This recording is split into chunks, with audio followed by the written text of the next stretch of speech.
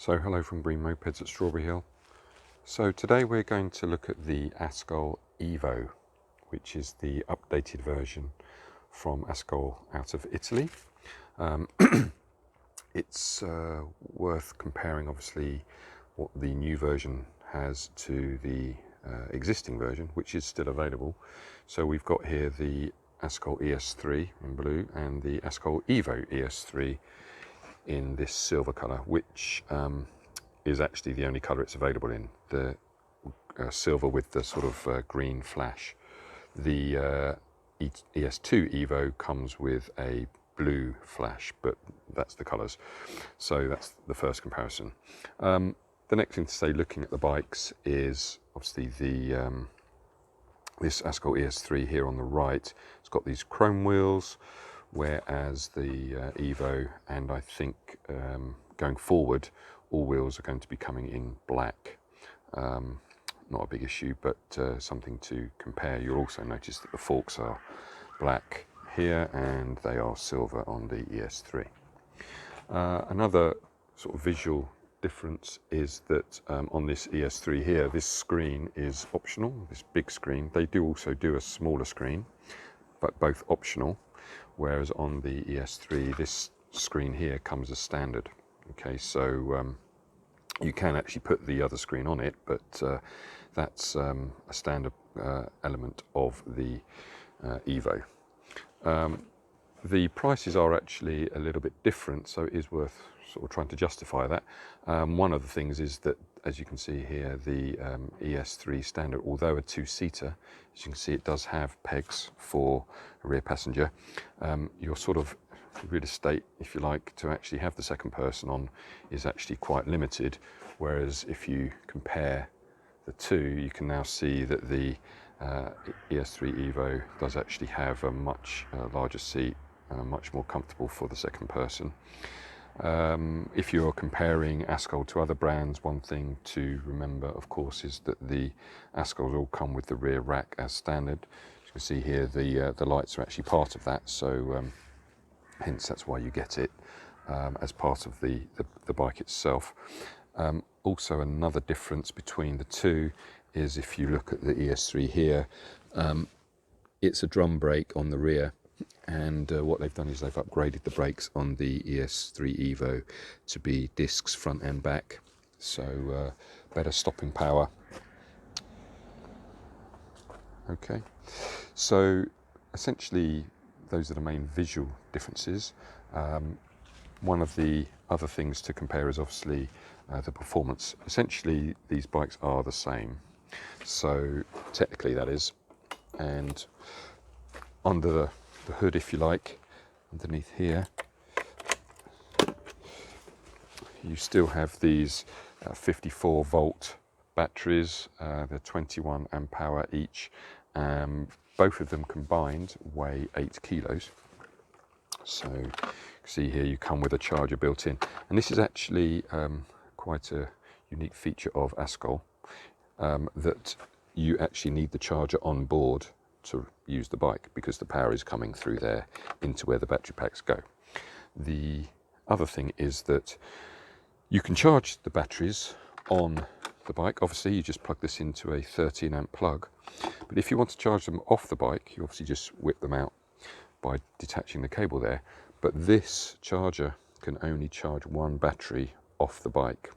Okay, so if you want to charge both batteries off the bike from a 13 amp plug together, you need a second charger.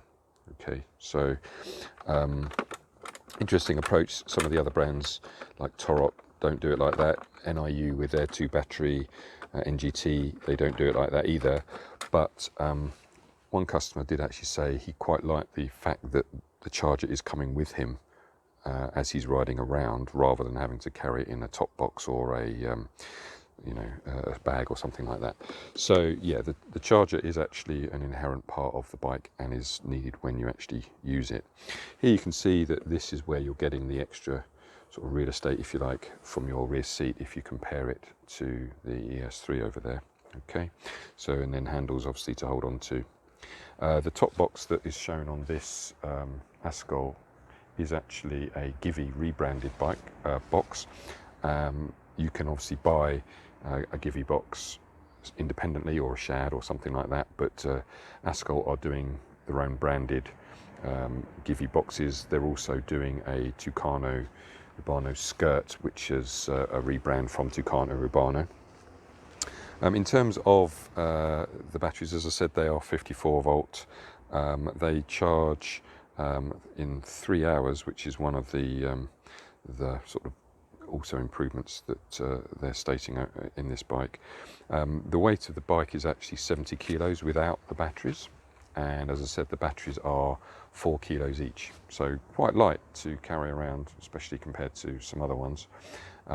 So you would be able to quite easily take them out, although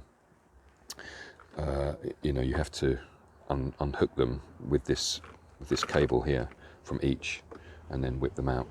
So that's something not as simple as Torot, for example.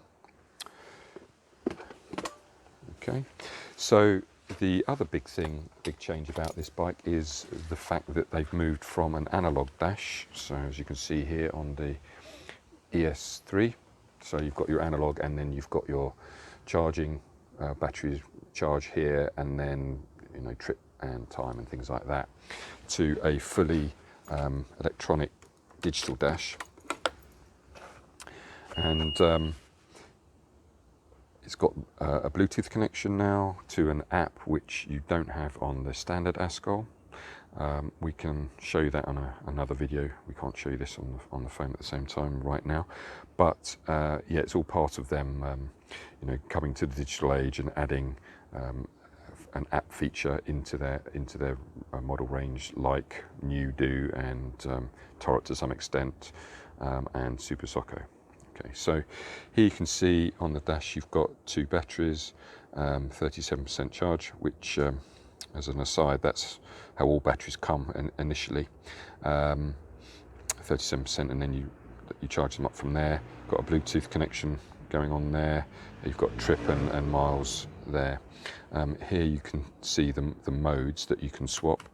What you notice on the dash is if you go from 1 to 3, you can see that it goes from power mode from eco.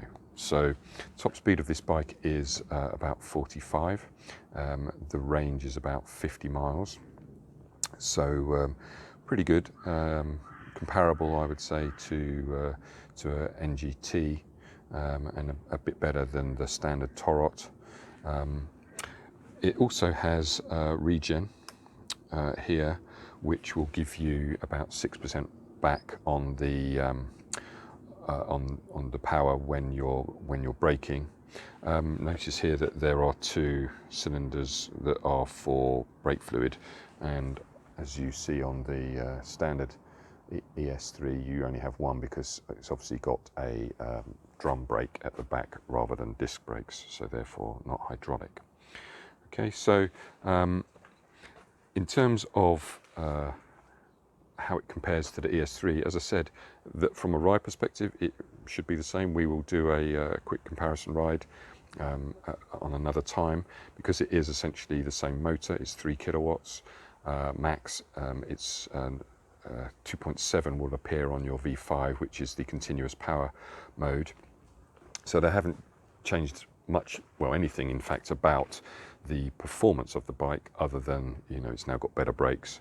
So the main reason to choose this bike over the standard ES3, because there is a little bit of a premium about it, is if you want to have a digital dash. Certainly if you want to have an easier ride for 2 people, that would be a real reason, simply because of the amount of space. I mean, you do see 2 people on the standard ES3, but it is a bit squashed, let's say. And then the brakes, you know, better performance on the brakes. So I hope you find that quick review useful. You're obviously more than welcome to come and have a test ride.